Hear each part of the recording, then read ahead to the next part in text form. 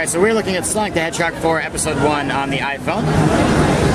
Now the game came out on Thursday. It comes out on the consoles, Wii on Monday, PlayStation Tuesday, and Xbox Wednesday.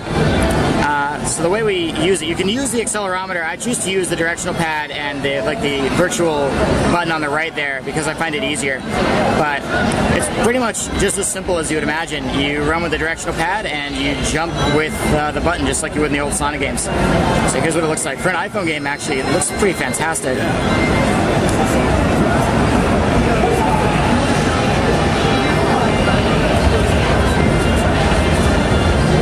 So is this a port of the console versions, or is it the actual console versions? Well, actually, it's in some ways better for the iPhone than the console versions. The console versions got 2 of their own levels, and the iPhone got 2 exclusive levels as well that kind of are built around the accelerometer and the tilt features. So the way the consoles work is that you've got a level in Casino and a level in, in Lost Lab that are both different. So, and you also notice like there's that rotating feature. Some people love it, some people but we're taking the feedback on that, so it's all good. But for an iPhone game especially, like it's almost just as big as the console versions, which is really impressive that they fit it on the iPhone in that size.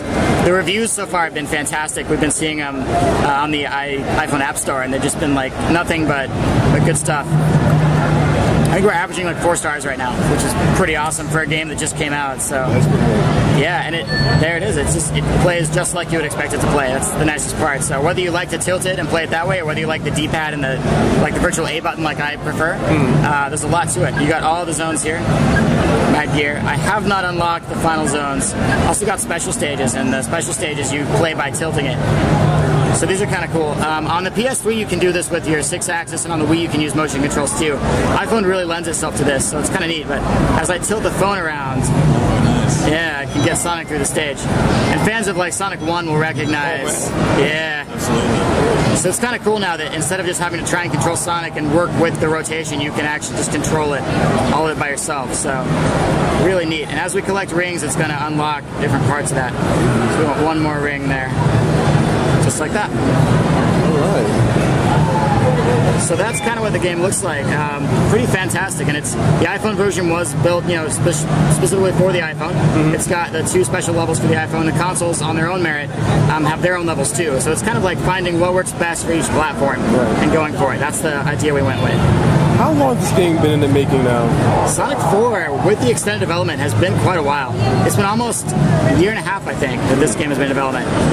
It was about a year ago that we announced on September 9th, in fact, that there was going to be a new Sonic game that was going to be 2D again. It was going to be called Project Needle Mouse back in the day. Right. And everyone was like, oh my god, Project Needle Mouse. And sure enough, Project Needle Mouse ended up being announced as Sonic 4 on Hedgehog Day, February 2nd. And then from there, we've just gone on. So there we go, I got my 1-up. Similar to the old games, you can get like the 1-ups if you go back and play the stage again. So. Very cool. Well, thanks for the demo. Yeah, not a problem.